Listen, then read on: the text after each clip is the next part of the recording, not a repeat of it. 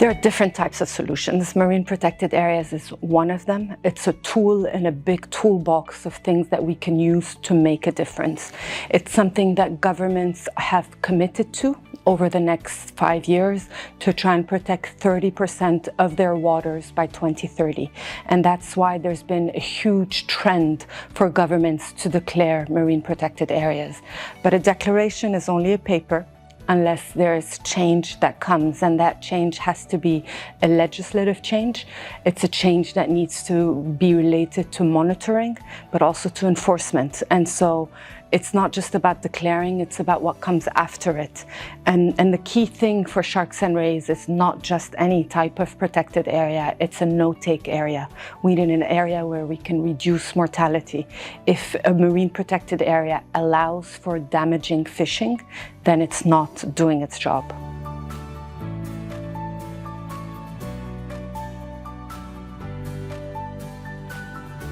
The fishermen are the first step in any project. I believe sitting with them, understanding their needs, understanding their solution options. So again, marine protected areas are one tool, but sometimes fishermen are willing to make a change without having to make a declaration for a protected area, whether it's a change in the type of gear that they're using, whether it's a change in the areas that they're fishing for.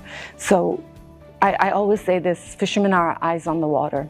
I can go as a scientist for one day and see what's happening, but they're there every single day in the hundreds and the thousands. So they know what's happening, they've seen the changes, and they understand what will make a difference and what they're willing to do to allow that difference to happen. So working with them is critical. It can be hard, it can be time consuming, but it is important because essentially you need them to have buy-in in the decisions that you're making. If you set up 100 protected areas and none of the fishermen are willing to be part of that plan, then you have a problem.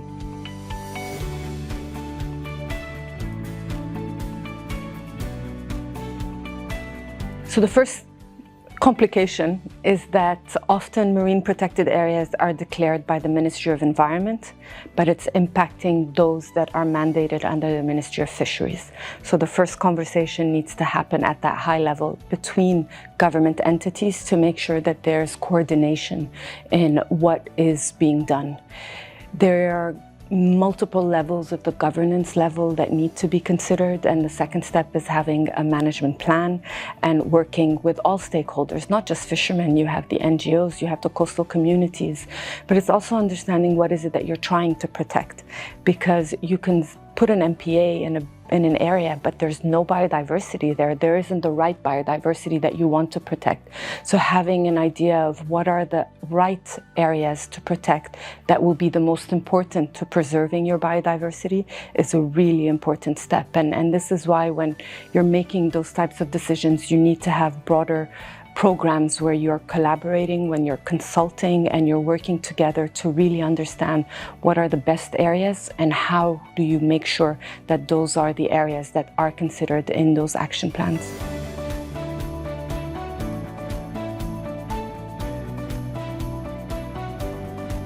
I don't like the word non-developed because I think as Arab countries we're all very developed. They're low income, but they're developed.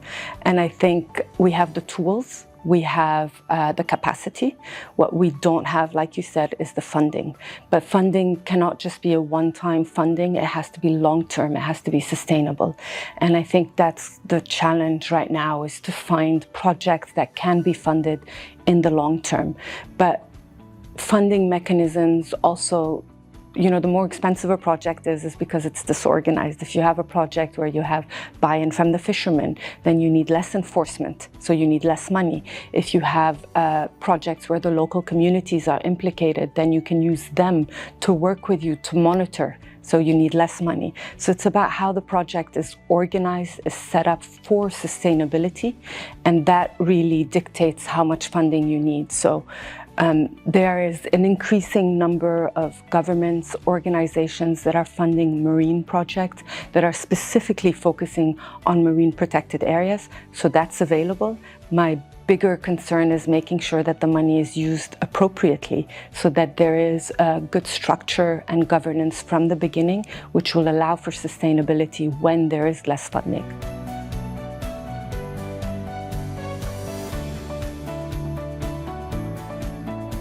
We have countries like Australia and the US that have fantastic networks of marine protected areas, particularly Australia, where the reserves are zoned. And that was a top-down approach, which has been very successful though. And we've seen recovery of many of the populations of sharks and rays with good enforcement, good management plans in place. You have low-income countries like the Maldives, which is a shark sanctuary and has amazing success because it was part of the process that they've done to really highlight the importance of sharks and rays for tourism in the country, and it becoming one of the most important national sectors for the gross domestic product, so for the GDP there. So that I think is a huge example of success for a country that I don't think was planning to have that type of success in essence. And you have great examples of local communities that have protected the waters that they want to protect. And they've decided, we want to protect these waters. We are going to enforce these areas to make sure that we have our diversity and our resources that are there in the long term.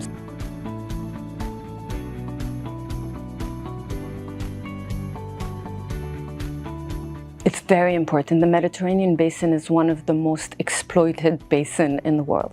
For sharks and rays, a lot of the species have seen huge declines, especially in the northern part. But we're seeing a lot higher diversity or abundance in the countries from the south, and I think it's because there hasn't been that much pressure. And there's an opportunity now to make sure that they are documenting their diversity, they're monitoring it, and that they have some sort of plans in place to make sure that this biodiversity is retained. And I think it's a good conversation to have between the Arab countries themselves, in collaboration with the northern countries, but but also globally, because there are lessons learned that can be applied here from other parts of the world. And again, this is why some of these meetings are so important, because you bring in the different stakeholders and the different viewpoints and allow people to be in the same room to talk to each other and to learn from each other. It's a really good opportunity to network and build collaborations.